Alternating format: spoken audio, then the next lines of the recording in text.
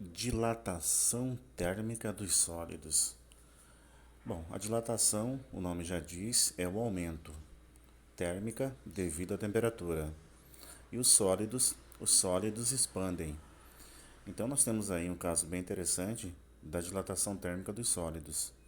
Então, os sólidos, em geral, metais, madeira, plásticos, então tudo que é sólido, quando há uma variação, um aumento da temperatura, a tendência é que as partículas que formadoras desse material dilatem, expandem. Ou seja, o tamanho desse material vai aumentar. Aumentando a temperatura do material, aumenta o tamanho do material. Nós temos aí três análises para fazer. Esse aumento ele pode ser linear, superficial ou volumétrico. Quando a gente fala no aumento linear, a unidade de comprimento, né, é a que vai alterar. Ou seja, uma barra, por exemplo, quando sofre uma dilatação, essa dilatação é linear. Um cabo, por exemplo, também sofre uma dilatação linear. Existe uma expressão para a variação de comprimento. Essa expressão mostra o seguinte: esse ΔL, delta é variação, L é comprimento. Então nós temos aí a variação de comprimento, que é igual ao L0 é o comprimento inicial, multiplicado por essa letra grega chamada alfa. Alfa é o coeficiente de dilatação linear e ΔT, que é a variação de temperatura. Então, quando há uma variação de temperatura, há uma variação no seu comprimento. Bom, o que seria esse coeficiente de dilatação linear, o nosso alfa?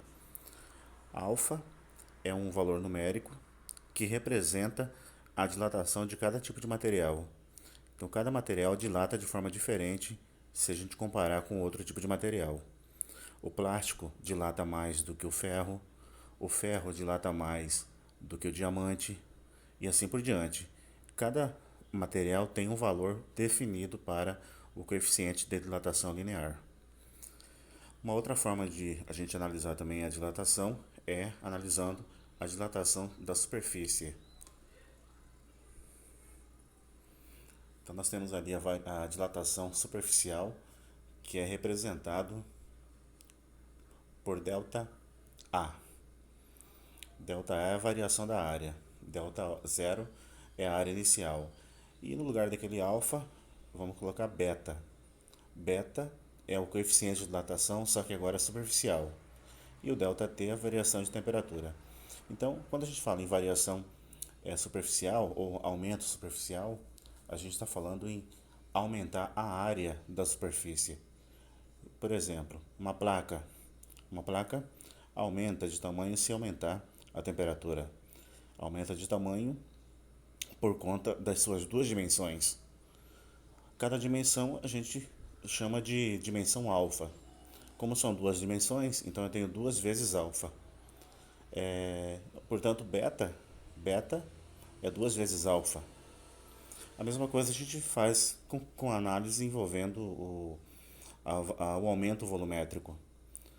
O ΔV, que é a variação de volume, é igual ao volume inicial multiplicado por gama. Agora é gama, uma outra letra grega, multiplicado por ΔT. Gama seria a dilatação, o coeficiente de dilatação volumétrico. Quando a gente fala em volumétrico, a gente fala em três dimensões. Cada dimensão representa alfa. Se nós temos três dimensões, nós temos três vezes alfa. Portanto, gama é três vezes alfa. Ok? Bom, na prática, quando é que a gente vai observar isso? Bom, existem várias observações para ser feita. Por exemplo, a chamada junta de dilatação. Essas juntas de dilatação, elas não permitem que placas de concreto, por exemplo, se expandam muito, na qual pode resultar na rachadura.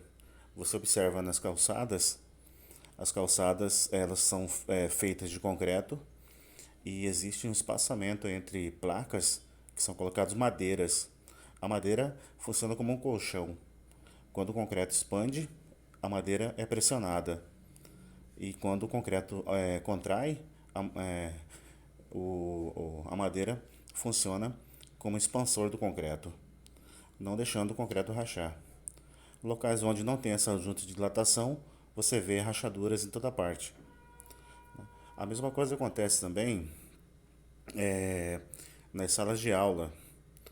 Existe uma junta de dilatação que é feita de plástico, então ela é especial.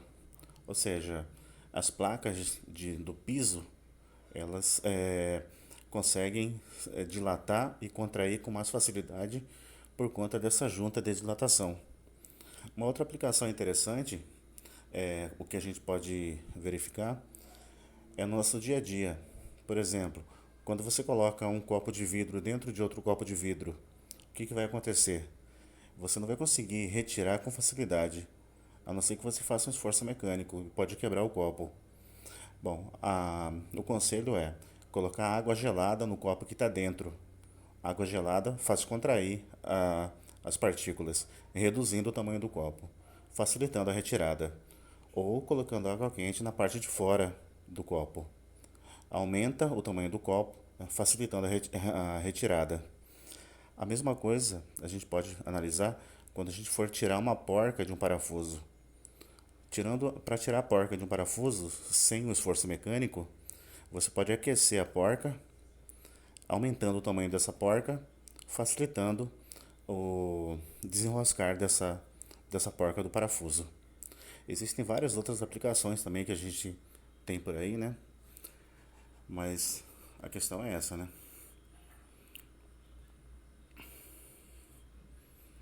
Ok?